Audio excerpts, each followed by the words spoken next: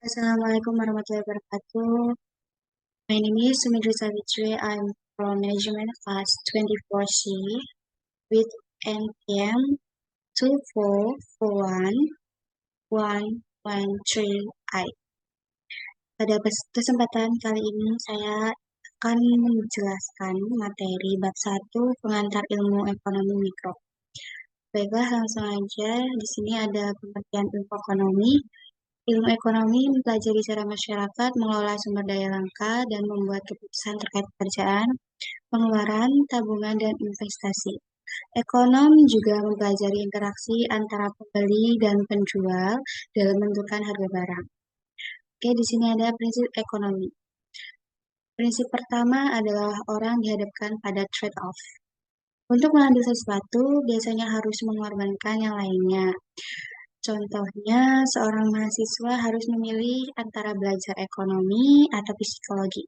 Trade-off yang sering terjadi di masyarakat adalah terkait dengan pilihan antara senjata dan makanan atau antara lingkungan bersih dan pendapatan.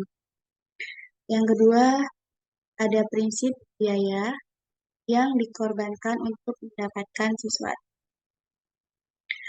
Saat membuat keputusan, penting untuk membandingkan biaya dan manfaat dari tindakan tersebut.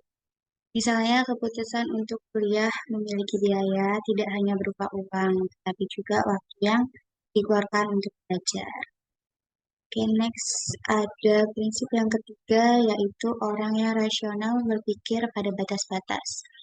Yaitu para ekonom mengasumsikan individu rasional yang melakukan tindakan terbaik untuk mencapai tujuan. Orang yang rasional membandingkan manfaat dan biaya marginal sebelum membuat keputusan.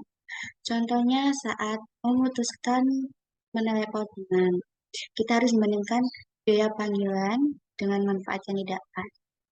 Yang selanjutnya ada prinsip keempat, yaitu orang merespon insentif. Insentif sendiri yaitu memengaruhi perilaku seseorang, entah itu dalam bentuk hukuman atau imbalan. Individu yang rasional akan merespon insentif dengan mempertimbangkan daya dan manfaat. Insentif memainkan peran penting dalam ilmu ekonomi karena orang merespon insentif. Misalnya, ketika harga buah apel naik, pembeli mungkin memilih untuk mengonsumsi sedikit buah apel, sementara penjual mungkin memproduksi lebih banyak. Pengaruh harga terhadap perilaku konsumen dan produsen sangat penting dalam alokasi sumber daya yang langka di pasar. Yang kelima, ada prinsip perdagangan menguntungkan semua pihak. Contohnya, Tiongkok dan Amerika Serikat bersaing dalam pasar global untuk produk seperti pakaian, mainan, solar panel, ban mobil, dan lainnya. Namun perdagangan antara negara bukanlah pertandingan di mana satu pihak menang dan lainnya kalah. Perdagangan justru menguntungkan kedua belah pihak. Kenapa gitu? Karena sama seperti keluarga, negara juga mendapat manfaat dari perdagangan dengan pihak lain. Yang prinsip keenam, pasar adalah lokasi tepat untuk mengatur kegiatan ekonomi. Runtuhnya komunisme di Uni Soviet dan Eropa Timur pada tahun 1980-an adalah perubahan penting dalam sejarah dunia. Negara-negara komunis percaya pemerintah sebagai pengatur terbaik dalam alokasi sumber daya, namun sekarang banyak negara beralih ke ekonomi pasar. Yang ketujuh, ada prinsip pemerintah yang terkadang mampu meningkatkan hasil-hasil dari pasar. Di sini ilmu ekonomi mengajarkan bahwa meskipun tangan tak tampak bisa berfungsi efisien, pemerintah diperlukan untuk memperbaiki regulasi pasar.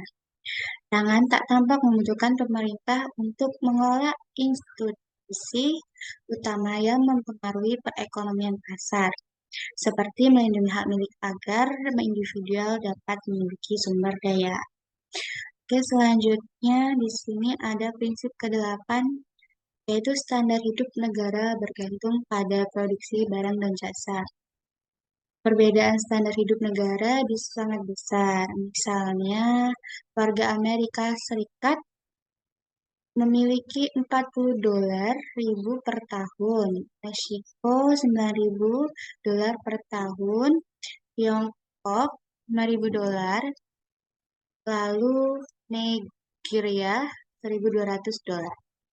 Hal ini tercermin dalam kualitas hidup yang berbeda, terutama dalam fasilitas nutrisi, kesehatan, dan usia harapan hidup. Tingkat pertumbuhan pendapatan Amerika Serikat sekitar 2% per tahun, gandakan setiap 30 tahun. Oke, selanjut prinsip ke-9, yaitu harga naik jika pencetakan uang berlebihan. Contohnya di Jerman, harga koran melonjak dari 0,3 mark pada Januari 1921 menjadi 70 juta mark dalam kurun 2 tahun. Semua harga di Jerman ikut meroket dan terjadinya inflasi pada era itu yang paling dramatis sepanjang sejarah. Amerika Serikat pun pernah mengalami inflasi seperti di tahun 1970-an saat harga naik 2 kali lipat dan Presiden Ford menyebut inflasi sebagai musuh rakyat nomor satu. Inflasi sendiri disebabkan oleh pertumbuhan jumlah uang yang cepat. Untuk menjaga inflasi rendah adalah tujuan para pembuat kebijakan. Dan yang terakhir ada prinsip masyarakat menghadapi trade-off antara inflasi dan pengangguran dalam jangka pendek. Nah, meskipun harga tinggi, jangka panjang, dampak peningkatan jumlah uang kompleks dan kontroversial, ekonomi menjelaskan dalam jangka pendek kebijakan moneter, peningkatan uang menstimulasi pembelanjaan dan pemerintahan, mendorong perusahaan menaikkan harga tetapi juga mengerjakan lebih banyak pekerja yang mengurangi pengangguran. Demikianlah yang dapat saya sampaikan. Mohon maaf jika ada kekurangan dalam penyampaian. And say thank you for attention. Wassalamualaikum warahmatullahi wabarakatuh.